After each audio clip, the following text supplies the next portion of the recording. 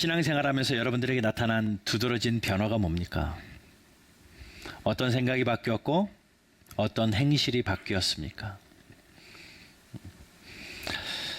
물론 날 때부터 모태신앙이었던 분들은 그냥 교회 안 와서 자랐기 때문에 모를 수 있지만, 세상에서 나의 삶을 살다가 어느 순간 하나님이 부르셔서 예수님을 인격적으로 만나고 자기의 삶의 변화가 일어난 사람들은 참 많은 변화가 일어날 것 같습니다.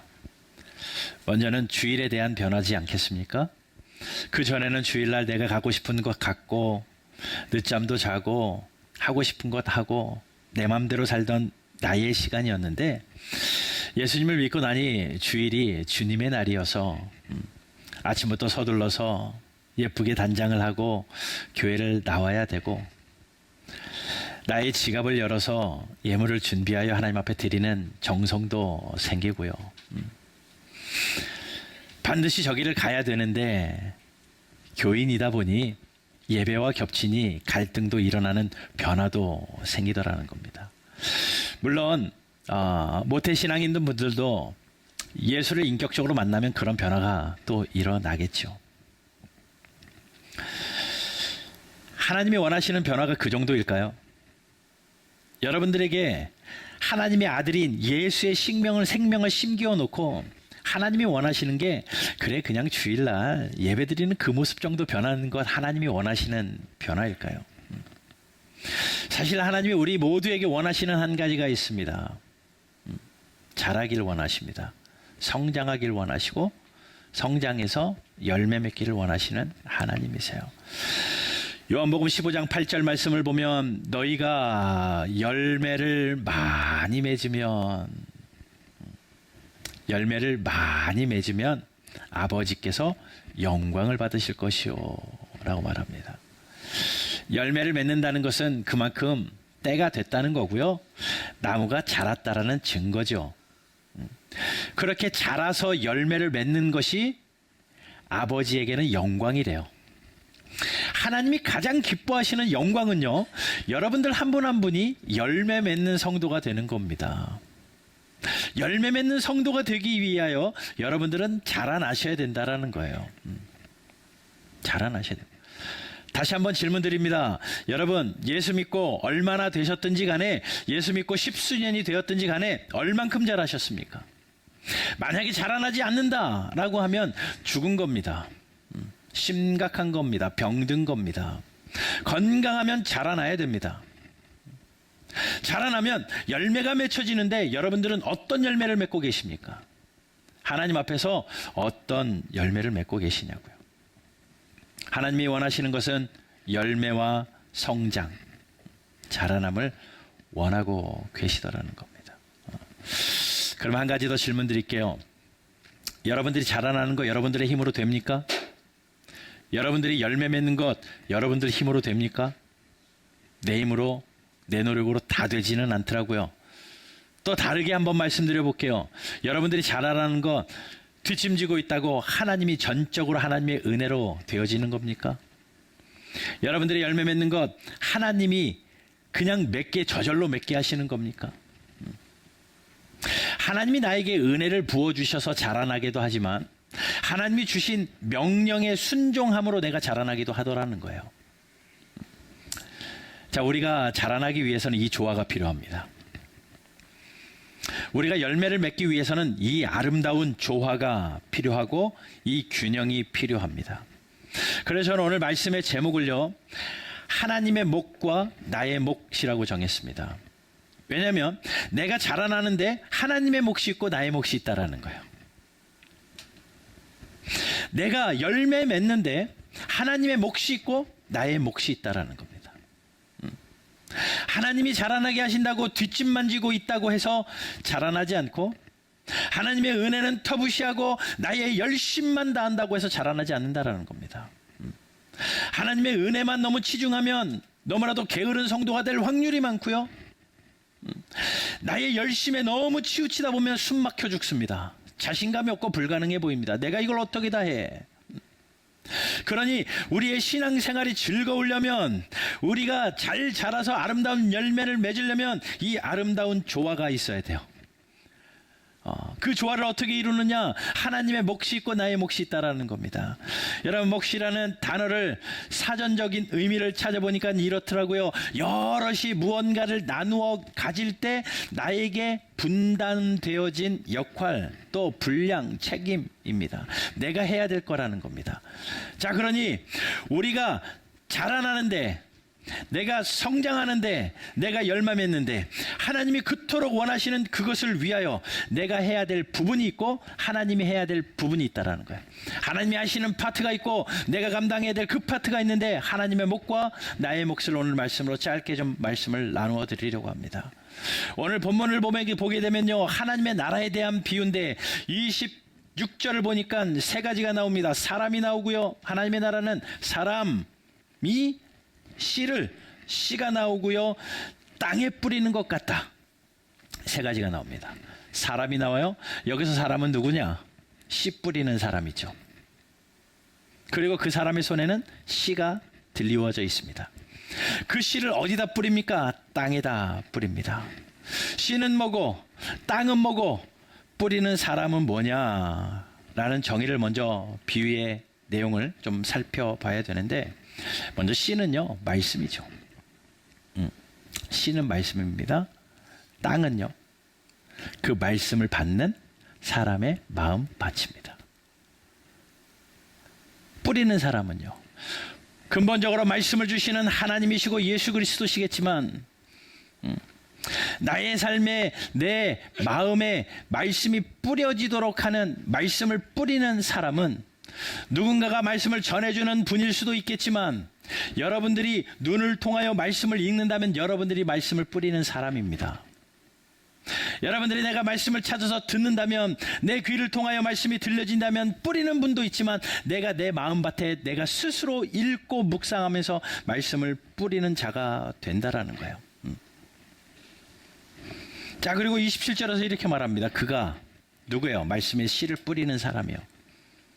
말씀의 씨를 뿌리면서 무엇한다고 말합니까? 밤낮 자고 깨고 하는 중에 라고 말합니다. 자는 것, 깨는 것. 자는 것은 자니까 자는 거고, 깨서는 일상생활을 하는 거죠. 그러니 밤낮 자고 깨는 이것은요, 일상생활할 때입니다. 그러니 씨를 뿌리는 사람이 씨를 뿌리고 일상의 생활을 하는 거예요. 씨를 뿌려놓고 내 일을 열심히 하는 겁니다. 그러면 뭐라고요? 그 씨가 저절로 자라요. 뿌려놓으면 저절로 자라요. 그렇잖아요. 여러분, 씨 뿌려 보셨나요? 화초에 씨 심어 보셨나요? 심어 놓으면 저절로 자랍니다. 집에서 먹다 남은 피망에 남은 요만한 씨앗 화분에다 몇 개 던져놨더니 피망이 자라던데요. 뿌려만 놨는데. 왜 그게 저절로 자라는 줄 아십니까? 두 가지가 잘 맞기 때문에 그래요. 첫 번째는요, 씨의 생명력이 있기 때문에 그렇습니다. 씨 안에 생명력이 있기 때문에 자라나요. 여러분, 우리에게 뿌려지는 말씀은요, 생명력 있는 씨입니다. 절대 글자가 아니라요, 죽은 씨가 아니라요, 살아계신 하나님의 말씀이고, 그 말씀은 생명력 있는 씨앗이에요. 히브리서 4장 12절 말씀 한번 읽어보겠습니다. 같이 읽겠습니다. 시작. 히브리서 4장 12절 시작.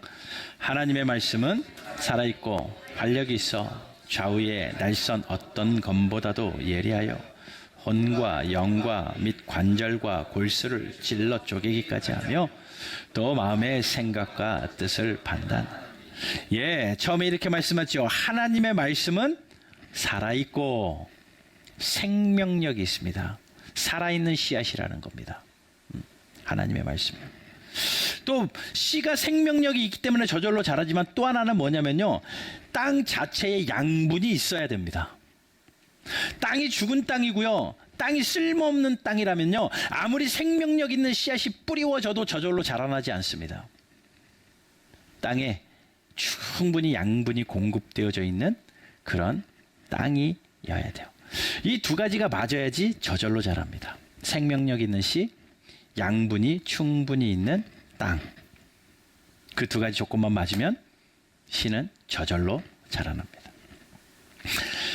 살아있는 하나님의 말씀이 씨앗으로 우리 마음에 심겨지면 내 마음에 양분이 있어서 그것을 자라나게 하는데, 그 양분이 뭐냐면요, 여러분 예수 믿는다고 하잖아요.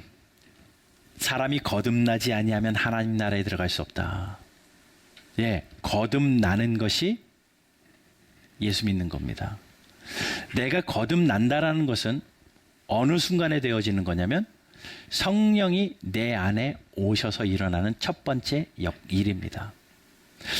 성령이 어디서 와서 어디서 가는지는 알 수는 없지만 보이지 않는 성령이 내 안에 찾아오시면 내가 거듭나요. 그때부터 성령이 내 안에 내주하고 계십니다. 내 안에 계셔요.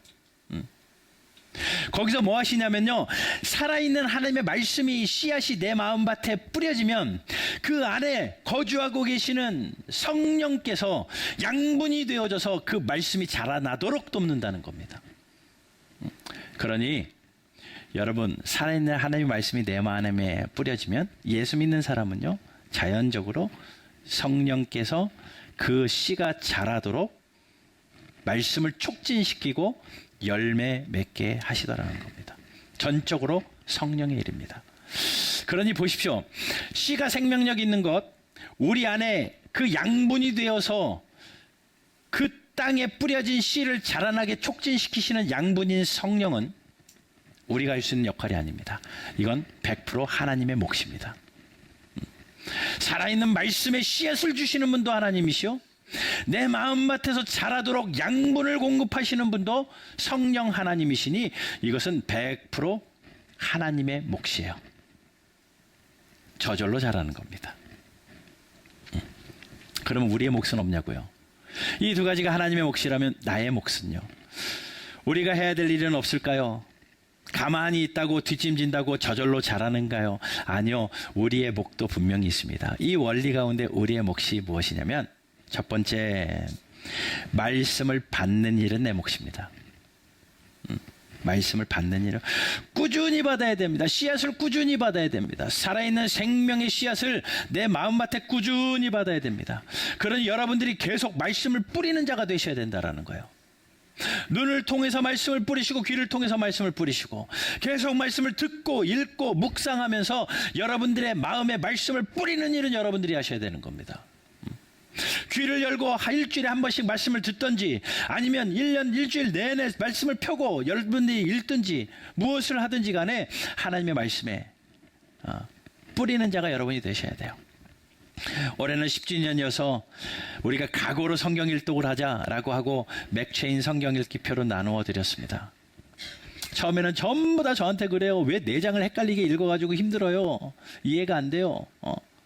아마 여전히 그러고 계신 분은 꾸준하지 않으신 분이실 것 같아요. 그런데 한 달이 지나고 2달이 되어지니까요, 제가 3명한테 들었습니다. 똑같은 이야기를 하더라고요. 뭐라고 그러냐면, 처음에는 헷갈리고 왜 그런가라고 물음표가 됐는데 한 달이 지나고 나니까 그 스토리가 4개가 머릿속에 생기더라는 거죠. 그리고 지루하지가 않대요. 그냥 앉아가지고 4장을 읽는 것보다 여기저기 읽다 보니까 내 머리가 개조가 되어가지고 그 4개의 줄기가 생기고 그 하나씩 짧게 읽어가니까 지루하지가 않고 또 잘 읽혀지더라. 우리 성도들의 고백입니다. 그리고 많은 사람들의 고백이에요. 여러분, 그렇게 해서 열심히 씨를 받으십시오. 그리고 제가 유튜브도 나누어 드렸잖아요. 들을 수 있으니 얼마나 좋아요. 누군가가 수고해가지고 녹음해는 그것을 들으니 귀를 통해서 말씀을 내가 뿌리고 눈을 통해서 말씀을 뿌리는 일은 내가 해야 됩니다. 말씀 받는 일은 내가 해야 되라는 내 몫이에요. 여러분, 이렇게 강조하는 이유는 아무리 씨가 생명력이 있어도, 아무리 내 마음밭에 양분을 공급하는 성령님이 계셔도 이 씨가 내 마음에 뿌려지는 일이 일어나지 않으면 자랄 수 없어요. 자랄 수 없습니다. 그렇기 때문에 말씀을 받는 일은 여러분 몫입니다. 또 나의 몫이 무엇이가 있을까? 말씀을 받는 마음 상태, 이 마음 밭을 관리하는 것도 내 몫입니다. 땅을 관리하는 것은 내 몫이라는 거예요. 4가지 밭 비유 아시죠? 물론 옥토와 같은 밭을 이야기 전에 길가와 같은 밭을 이야기합니다. 돌짝과 같은 밭을 이야기합니다. 가시덤불 같은 밭을 이야기합니다. 그러한 밭들은 말씀의 씨앗이 뿌려져도 땅이 관리가 되지 않아가지고 돌이 너무 많아가지고 열매를 맺지 못해요. 땅이 너무 굳어버려가지고 새가 와서 쪼아 먹어버리기 때문에 그 뿌리를 내리지 못합니다. 세상의 근심이나 재물의 염려 때문에 가시덤불같이 쌓여가지고 뿌리를 내리는 척하다가 열매가 올라오지 못해가지고 그냥 죽어져 버립니다. 양분이 있어도, 씨가 생명력이 있어도 관리가 되어지지 않으면 자라나지 않는 겁니다. 농부가 땅을 통하여 농사를 짓기 전에 좋은 씨앗을 준비하고 좋은 땅을 샀다 할지라도 그 땅을 갈고 엎고 관리하지 않으면, 잡초도 뽑아주고 또 이렇게 물도 주고 땅을 관리하지 않으면 자라나지 않는 것처럼, 내가 자라나기 위한 나의 몫은 내가 내 마음을 관리하는 거예요. 그래서 성경은 이야기하잖아요. 지킬 만한 것 중에 내 마음을 지켜라. 무릇 생명이 그에서 난다. 그러니 내가 내 마음밭을 관리하는 것은 정말 중요합니다. 말씀을 받을 수 있는 마음밭을 준비하는 거예요. 성경이 이야기하는 명령들은요, 언제나 우리 마음밭 관리하라는 명령인 것 아신가요? 가장 극단적인 예를 하나만 들면, 내 이웃을, 내 원수를 사랑하라. 원수를 사랑하래요. 하나님이 원수를 사랑하라고 하는 이유가요, 그 원수 때문일까요? 그 원수 사랑받는 사람 만들려고 너 보고 사랑하라고 하나님이 말씀하시는 걸까요? 아니요. 하나님은 이 원수에 관심 있는 게 아니라 원수를 사랑하는 우리 마음에 관심 있는 겁니다. 그런 여러분들에게 원수를 사랑하라고 하는 것은, 하나님이 저 원수를 사랑하니까 나보고 사랑하네, 그게 아니라 저 사람을 사랑할 만큼 네 마음이 넓어져라, 그 얘기를 하는 거거든요. 우리 마음밭 관리하라는 명령입니다. 전부 다. 그러니 여러분, 이 밭을 관리하는 것은 내 몫입니다. 데살로니가전서 2장 13절 같이 한번 읽습니다. 시작. 이러므로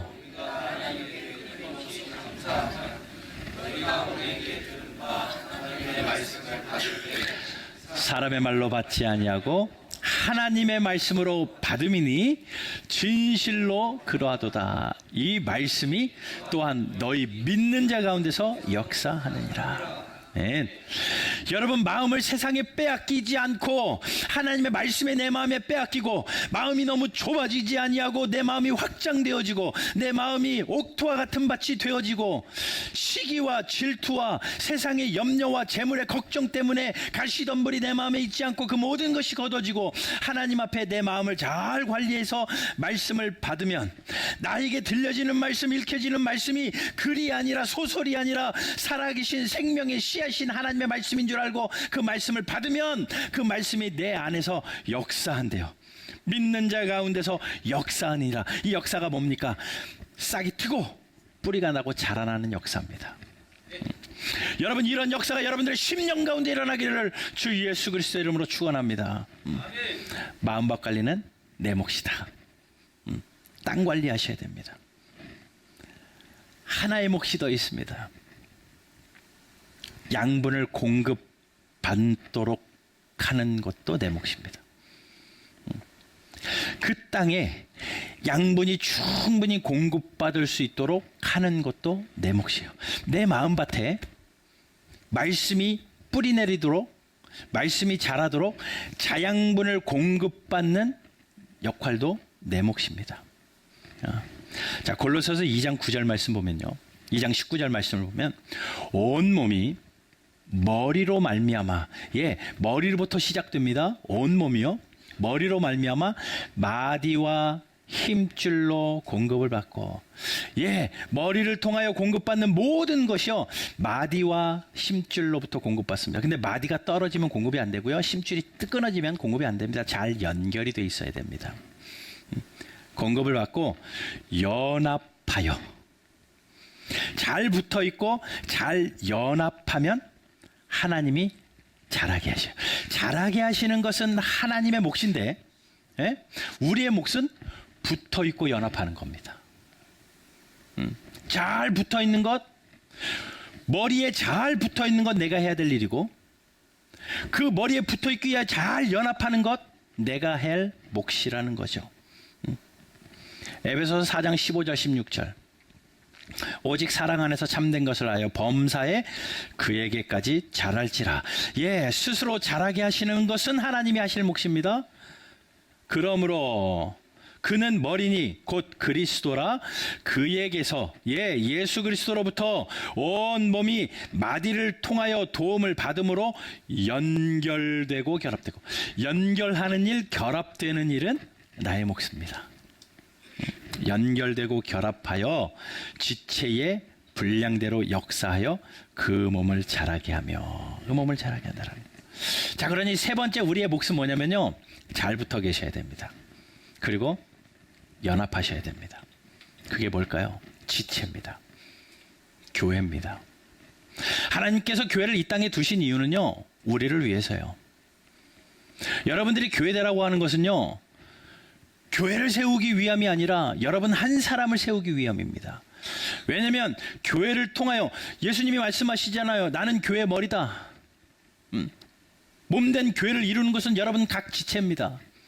그러니 여러분들이 내가 그 공급을 받기 위하여 결합되어지고 연합되어지는 것은 여러분의 몫입니다. 그러니 여러분들이 교회에 붙어 계셔야 되고 교회에 연합하셔야 됩니다.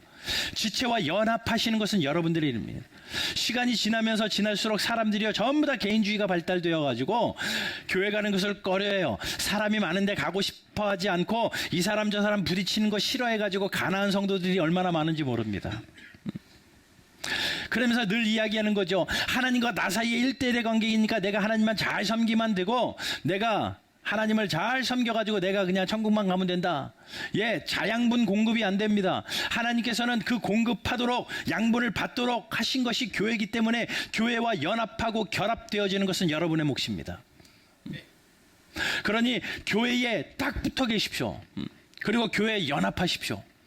또 교회 안에 선교회를 나눴잖아요. 또 우리 3월부터는 구역 모임이 다시 시작되어질 것인데 구역을 모았잖아요. 지체 의식을 가지고 거기에 연합하십시오. 연합하셔서 그들과 함께 연합하고 연결되어서 자양분을 공급받으셔야 됩니다. 그것이 나의 몫이에요. 정리해 봅시다.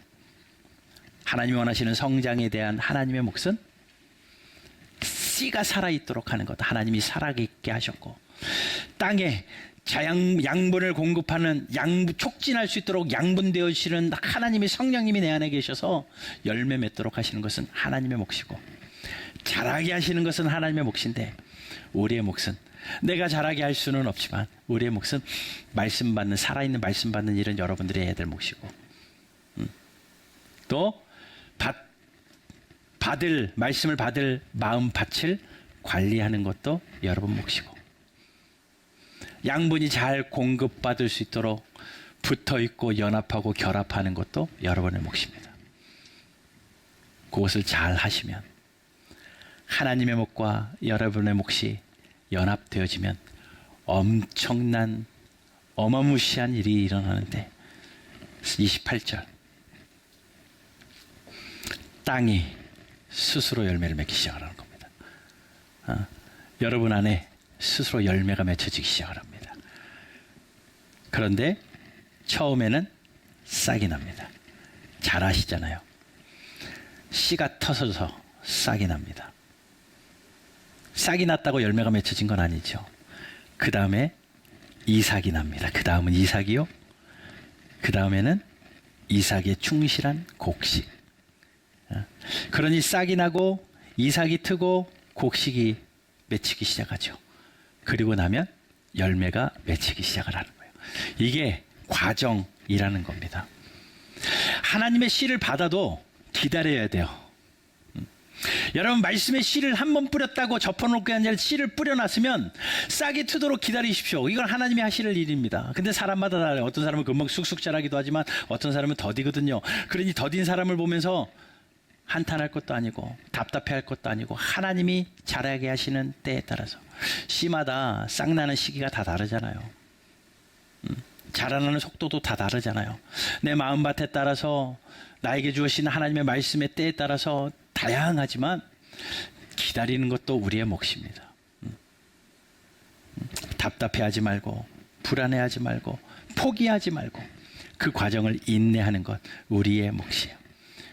여러분, 하나님이 여러분들의 마음밭에 뿌려진 그 씨들이 싹을 틔우고 있고 이삭이 자라게 하시고 곡식이 자라나도록 일하고 계시니 여러분, 저와 여러분들은 우리에게 주어진 나의 몫을 감당하는 여러분 되시기를 주님의 이름으로 축원합니다. 그러면 27절에 그가 밤낮으로 자고 깨는 중에 일상생활을 열심히 하십시오. 여러분, 일주일 동안 여러분들이 해야 될 일들 힘에 지나도록 최선을 다해서 살아내십시오. 그러나 말씀을 받는 일, 마음을 관리하는 일, 또 결합되어지고 연합되어지는 내 몫을 감당만 하면 여러분들이 모르는 사이에 자라요. 나도 모르는 사이에 내 안에 그 말씀이 쑥쑥 자라서 열매를 맺게 된다라는 것이 하나님의 말씀입니다. 여러분, 우리가 해야 될 목, 말씀을 받는 일, 마음을 관리하는 일, 연합하고 결합하는 일, 그리고 평범한 일상을 살아가다 보면 하나님께서 역사하셔서 여러분들의 삶에 생명의 역사로 아름다운 열매를 맺게 하실 줄로 믿습니다. 그럼 여러분들이 맺어야 할 열매가 뭘까요? 여러분들이 무슨 열매 맺고 싶으십니까? 예수님이 말씀하세요. 나는 포도나무고 너희는 가지다 라고 말합니다. 예수님은 포도나무예요. 그리고 나는 거기에 붙어있는 가지예요. 거기에 맺는 열매가 뭡니까? 포도나무의 가지에 맺힌 열매는 뭡니까? 포도예요. 사과나무의 가지에 맺힌 열매는 뭡니까? 사과예요. 예수님이 나무래요. 예수님 나무에 나는 가지인데 내 삶에 맺혀야 될 열매가 뭐예요? 포도예요? 예수님이에요. 여러분들의 열매는 예수님이어야 된다고요. 내 눈이 예수님을 닮아서 아름다운 것을 보고 내 귀가 예수님을 닮고 내 입이 예수님을 닮고 내 마음이 예수님을 닮고 예수님의 성품을 닮고 예수님의 인격을 닮아가는 것, 이것이 열매라는 겁니다. 내가 무언가를 얼마를 더 이룬 게 열매가 아니라, 내 재산이 얼만큼 증식되는 게 열매가 아니라, 내가 무언가를 더 한 게 열매가 아니라, 나의 삶의 현장에 얼마나 예수님을 닮아가는 입술이 있느냐, 이게 열매고, 얼마나 예수님의 눈을 가지고 세상을 바라보느냐, 이게 열매고, 내 귀가 예수님을 닮아서 아파하는 자들의 소리를 듣는 것이, 이것이 열매입니다. 이 열매를 맺는 것, 여러분들이 힘쓰고 했어도 되어지지 않지만 저절로 그 땅 안에서 열매를 맺게 되어지는 것은 내가 말씀을 받는 일에 최선을 다하고, 내가 마음을 가꾸는 일에 최선을 다하고, 내가 견합하고 연합하는 일에 최선을 다하면 나도 모르게 자라요. 나도 모르게. 여러분 모두 예수님 맺는 여러분 되시기를 주님의 이름으로 축원합니다. 예수님의 성품 닮아가시길 바라고 작은 예수로 살아가는 은혜가 있기를 주 예수 그리스도의 이름으로 축원합니다.